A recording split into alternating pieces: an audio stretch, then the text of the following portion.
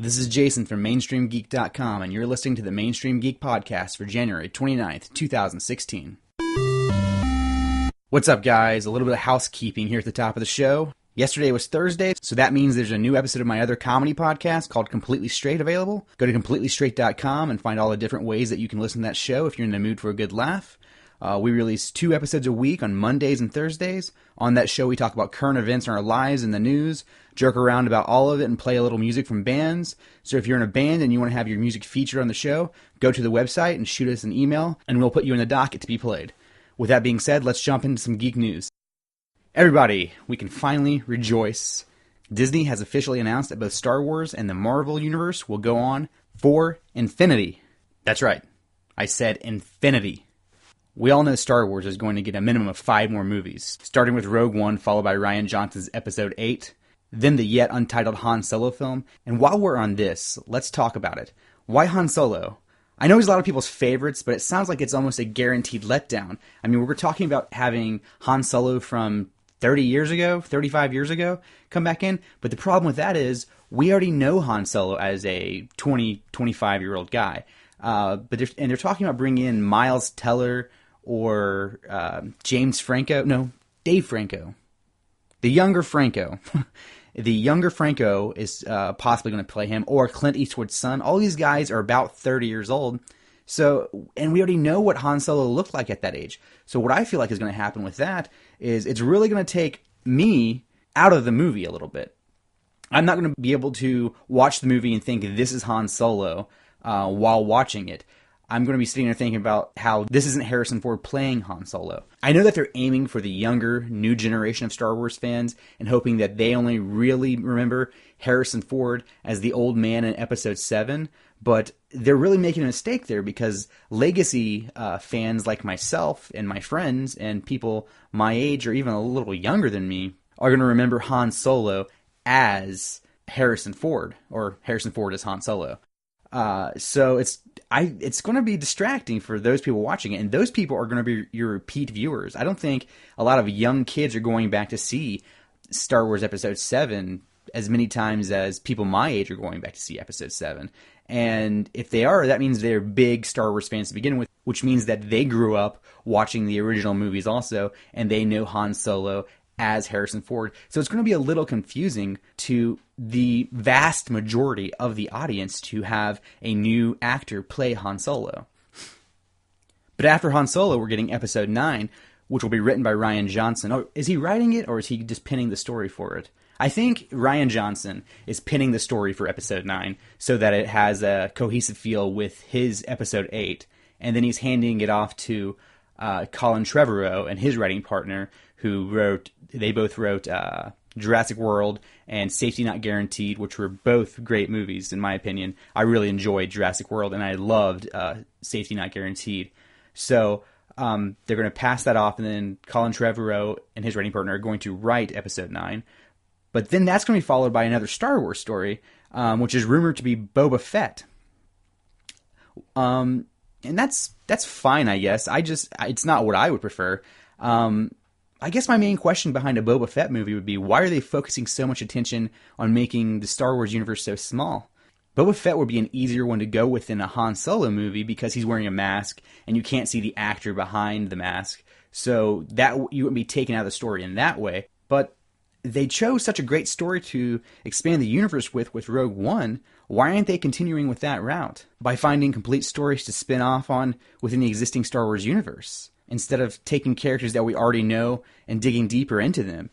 It seems to me that between the comic books and the new canon novels, that they really wanted to expand the stories of characters like Han and Boba Fett, they would be able to do that without having to make a movie of them. This would allow them to continue making new stories that could become their own sagas in the Star Wars film universe. Another great movie they could make for the Star Wars stories, Shadows of the Empire. Make that instead of Boba Fett. If you don't know what Shadows of the Empire was, or is, however you want to say it, it was a book/game/multimedia experience that Lucasfilm put out. I think it was in 1996. That sounds about right. Yeah, because it was around in time that N64 came out. Around 96 is when that happened. There was a plan back then to make that into a movie of its own that takes place between Empire Strikes Back and Return of the Jedi, which is when the book takes place. And we know that it's canon, even though the old expanded universe has been taken out of canon, because in the special edition of A New Hope, you see, what's the main character of Shadows of the Empire's name? Dash Rendar, and his ship was... We see the Outrider taking off from Mos Eisley. And they said that anything that appeared in movies up to this point is still canon. So a Shadows of the Empire story would be an awesome movie to make as one of the Star Wars stories. If you've never read that book, I would highly recommend it. Even if they don't make it into a movie, it's a great read. It's a fun little story that lets you know what happened between Empire Strikes Back and Return of the Jedi, and how everything lined up to get to the point where they are in Return of the Jedi. But even with these 5 announced films, 4 of which are already in some form of production along the way, Bob Iger announced this week that, and I quote, "There will be more after that. He's not sure how many or how often, but it looks like we'll definitely be getting more." I kind of hope that they take a breather after the 3 Star Wars story films. Give us a little bit of time to develop a want for it again. A big part of what made The Force Awakens such a big deal was that we were anticipating it for so long. I mean, granted that part of that anticipation was because the prequel films were so bad, so boring. My wife had never seen any Star Wars movies before The Force Awakens, so leading up to The Force Awakens, we watched one movie a week to get her ready for episode 7, and she hated the prequels, and she didn't have any bias towards it. She doesn't read geeky news websites and stuff like that to give her kind of a bias to tell her that they were bad. She just hated them. So if that tells you anything, it's not just a fanboy thing to where you hate them. They're just bad movies. I feel like after 6 years of new Star Wars movies, we might start looking at them as kind of like a Hunger Games kind of thing, where we just expect one every year. That might take some of the magic away. It could make Disney pretty complacent and be okay with the idea that some are going to be bad. A good course of action in my mind would be to give it a 5 or 10 year break after this 6-year run is over, or maybe just release Star Wars stories every couple of years and a decade down the line, start back up with saga stories like episode 10 through 12. But that's not all the news that Iger dropped on us. Like I said, Marvel will be an infinite series. He added, with Marvel, you're dealing with thousands and thousands of characters that will go forever. Forever! I know what you're probably thinking. Jason, you complained in the past 2 episodes about how Marvel shouldn't announce things too far out, but they're not announcing anything specific. They're just saying that they're planning on making movies for as long as they can, which seems like at this point it's going to be forever. By saying this, all they're saying is that there will be movies beyond the ones they've announced. Say they make who's a random Marvel character that they haven't made a movie of. Say they make a Squirrel Girl movie, and they want to make a new Ghost Rider movie, but they haven't announced the Ghost Rider movie yet. But Squirrel Girl does well. Well, they don't have to worry about moving Ghost Rider around because they want to make a sequel to Squirrel Girl. They can just keep going without any stumbles. And that might be kind of hard in this day and age because you have to claim dates, but you could just say that you're planning on having a movie come out in May and July and November, or whatever they plan on doing, and just stake a date there that this is going to be a Marvel movie. That way nobody else touches it. I'm all for this. I want as many of these movies as I can get. I think it'd be awesome to take my kids to these one day and have it be something that we're both into. My complaints in the past only come from the idea that it seems like they're making all of these plans that don't seem very concrete, which leads me to wonder if they have anything planned out or if they're playing it on the cuff, which would inevitably cause problems in continuity down the road. I want to hear from you guys on this one. What do you think about the Star Wars and Marvel movies being an infinite franchise? What do you think would be a good substitute for the Boba Fett movie? Or do you love the idea of a Boba Fett movie? What Marvel characters would you like to see receive their own film franchise in the MCU after the announced lineup is finished? Email me at jason@mainstreamgeek.com or find me on Twitter and Facebook at Mainstream Geek. Let me know what you think. Give me some feedback and we'll share your thoughts on the show. Let's see what else we got here in the world of news. I've got a ton of stories here all the time. It's hard to pick which ones you want to put on a show when you give yourself a half an hour to choose content. Oh, do you guys remember 28 Days Later and its sequel 28 Weeks Later? I do. The original being one of the best movies, not just a zombie movie. It's one of the best movies of all time. It was probably the last time that a scary movie actually gave me an adrenaline rush. The cinematography was awesome with its old school VHS look and the way it was filmed. It made you feel like you were watching a old school horror movie on VHS, which gave it its own like creepy feel. There's something about watching scary movies on VHS tapes back in the day that you just can't get with high definition TV. The acting was superb through the whole movie. The story was amazing, but not patronizing. Pretty much a perfect movie, in my opinion. Well, if you like that movie, you are in luck.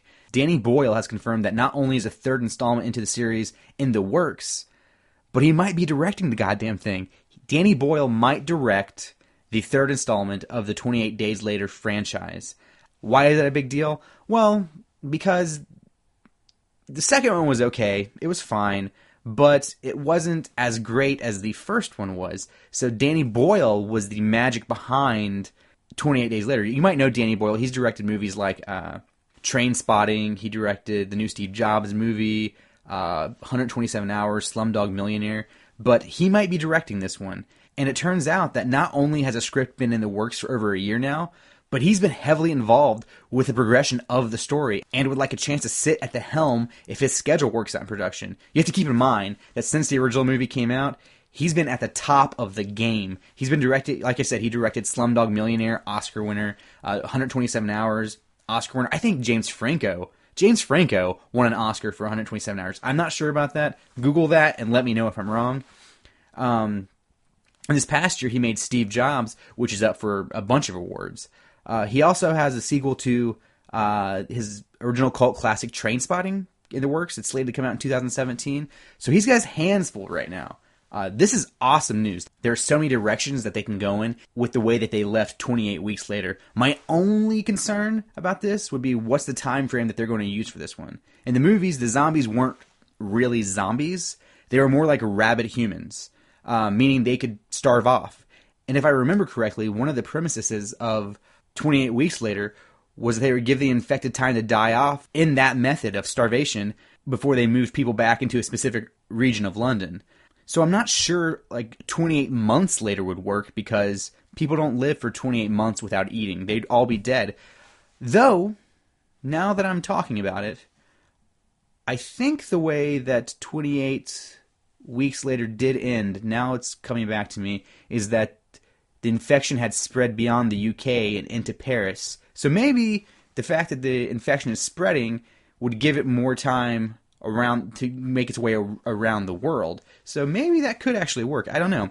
I'm actually really excited to see this. Good or bad. I just want to see how they end up doing it. What do you guys think about this? Are you excited to see the 28 franchise continued? What time frame do you think they should go with? What direction would you go with for the series? Let me know on Twitter and Facebook and email me. Let's see what else we got here. We got time for a couple more stories. Here's a good one. Real quick. Speaking of sequels that are a long time in the making, remember Top Gun? Looks like we're in store for a sequel to that. I mean, who in the hell was asking for this? I mean, don't get me wrong. Top Gun was an awesome movie for its time. I watched it a few years back, actually, and it holds up as a good movie. But who's it going to be aimed towards? Will kids remember this movie? I remember when they remade Red Dawn a few years ago, and that wasn't received well. And that's kind of in the same vein of this movie. I know studios are all about reviving their old IP to get the nostalgia market, but Top Gun, it seems like that was pretty much a self-contained movie. It had a beginning, a middle, and an end, and there's no need for the continuation of that story. Am I right about this? But apparently, this is a project that has been in the works for a while. Tony Scott, the original writer and the director, had been working on this with Tom Cruise since 2008. But it apparently fell apart in 2012 when Tony Scott died. Now Justin Marks, who wrote the new Jungle Book, has been brought in to draft a script. I guess this one will find Maverick, played by Tom Cruise, at odds with the ends of the fighter pilot era and dealing with drones taking over the job. So I'm guessing what's going to happen is that it's going to be a really cheesy story where Maverick, as an older pilot, sees drones taking over what he used to do, and he decides to challenge them at the... I'm guessing they're pretty much going to rehash the old movie, and it's going to, instead of being Tom Cruise versus Val Kilmer, it's going to be Tom Cruise versus drones. That's pretty much what it seems like is going to happen here. Luckily, though, I think we're going to have to wait to see this, because Tom Cruise is pretty busy these days. He's making another... What's that kind of hard-ass movie he made a while ago? Jesus, I can't remember. Oh, Jack Reacher. He's making another Jack Reacher movie. And then he's making Mission Impossible 6. And he's even been confirmed to be taking a role in the Universal Studios is making their own Monsters universe franchise with Frankenstein, the Mummy, the Creature from the Black Lagoon, and things like that. He's going to be playing the hero in the Mummy movie. So it's going to be a bit of time before they can lock Tom Cruise down for this one. It's just going to have to be one of those things where we have to wait and see what happens. Do you guys think a sequel to Top Gun is something that's needed? Let me know. Twitter, Facebook, and Jason at MainstreamGeek.com. All right, we're going to do one more and then close the show out. Okay, let's just jump into this one. We've got rumors for Star Wars Rogue One about the villains. Now, these are rumors, but they could be potential spoilers. So, if you don't want to hear that, I'll do a little pseudo closeout for you and you can turn the show off now. If you do want to hear about these, just keep listening and then we'll close the show out normally at the end. So if you're going to turn it off now, please visit MainstreamGeek.com and you can find all of my social links there, my YouTube channel, my SoundCloud, my iTunes, my Stitcher. Go to those places, subscribe to listen, rate, review, that way I can be found. If you have any opinions about the stuff I've said on the show today, contact me on Twitter, Facebook, email Jason at MainstreamGeek.com. And that's it. This is the warning. So if you don't want to hear spoilers, potential spoilers, shut the show off now. 1, 2, 3. All right, that was your warning. Hope you stopped. It looks like Darth Vader is going to be the big bad guy in Star Wars Rogue One. This sounds crazy awesome. It fits perfectly in with the timeline. From what I understand, Rogue One occurs within a year leading up to A New Hope, so it makes all of the sense in the world for this to happen. And reportedly, it's not just a cameo. He's going to be a part of the action. According to the website Making Star Wars, there are several Vader suits that have been produced for the production. One original replica for the acting parts and several for the stunt crew, leading to the assumption that Vader will be in the action.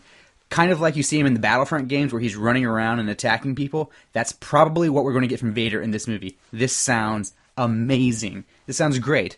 It's also rumored that James Earl Jones is going to be reprising his role as the voice of Vader.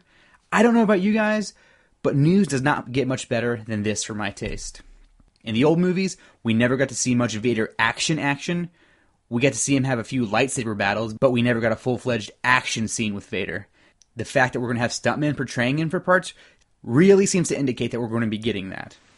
But then you get to the sketchy side of rumors. Not sketchy where it makes them unbelievable. Sketchy in the respect that the next villain is someone who can't be hidden by a mask, so the actor playing him would take you out of it.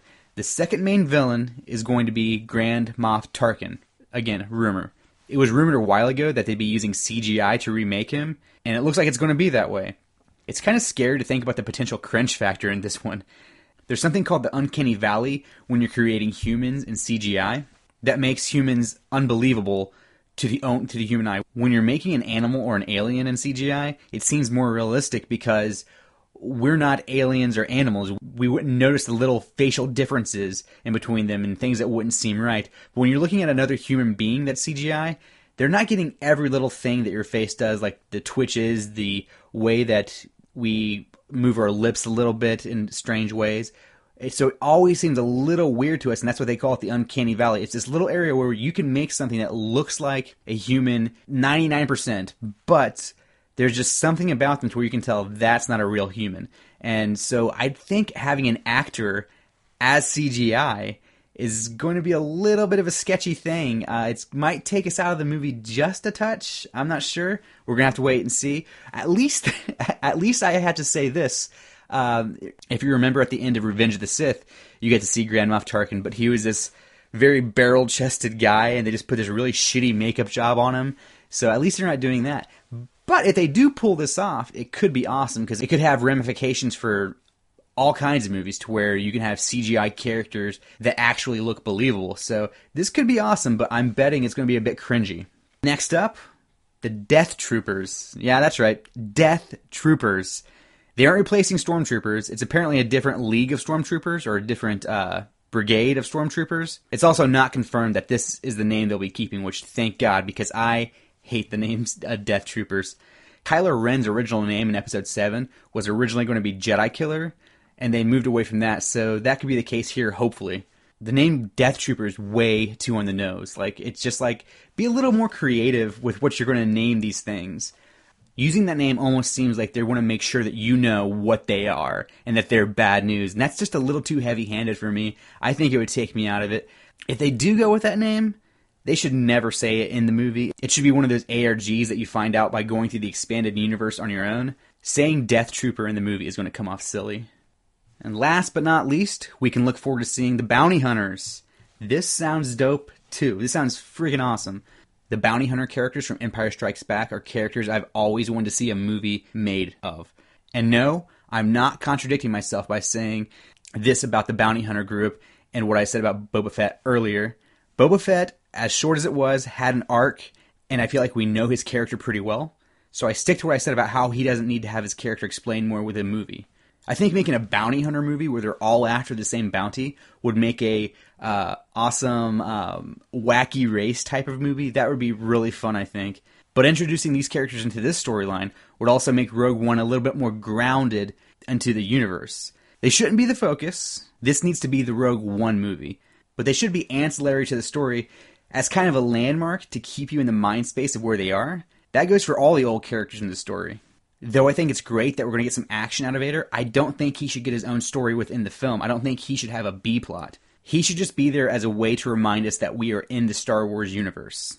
Landmarks like this are going to be important to these movies because it's going to establish a timeline for your passive fans and pay some fan service to your not-so-passive fans. This movie's already going to have a hard road to hoe, in my opinion. It has to present a new story that relates to an old story, all while not confusing passive fans about why Rey and Finn aren't in the movie and why they aren't getting answers to the questions from Episode 7. I guarantee that a large portion of the audience is already going to be walking into the theater thinking that Rogue One is actually Episode 8. I know a lot of people personally that thought that Episode 7 was a remake before the movie came out, all because they weren't calling it Episode 7, The Force Awakens, any of the marketing. They were always just calling it Star Wars, The Force Awakens. I know they removed the episode number from the marketing to distance themselves from the prequels in people's minds, but this is going to bite them in the ass with naming, because there's nothing now separating the saga stories from the Star Wars stories. It also doesn't help that we live in a world where we have Hunger Games movies and Divergent movies that come out once a year, and people expect them to come out once a year, like Star Wars is doing now. So I'd be willing to bet that a lot of people are ignorantly going to hate this movie because they don't understand that there are two different trilogies of the same franchise coming out at the same time, which is not their fault. That's confusing. You have the same movie, but you're making two trilogies, and you're making them come out at the exact same time.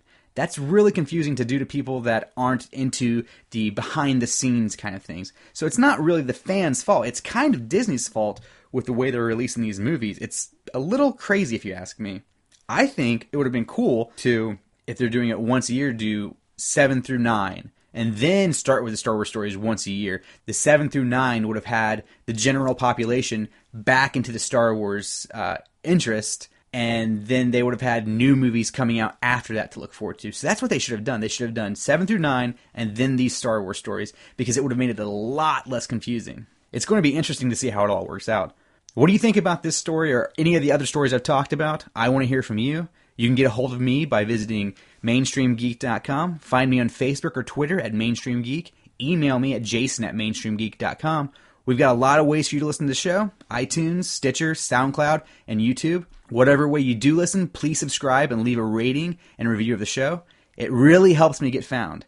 Share the show with a friend if they're into this kind of stuff. If you're interested in hearing my other podcasts, please visit CompletelyStraight.com and find all the ways you can listen to that show. There are new episodes of this show on Mondays, Wednesdays, and Fridays, so I'll see you on Monday. Until then, keep it geeky.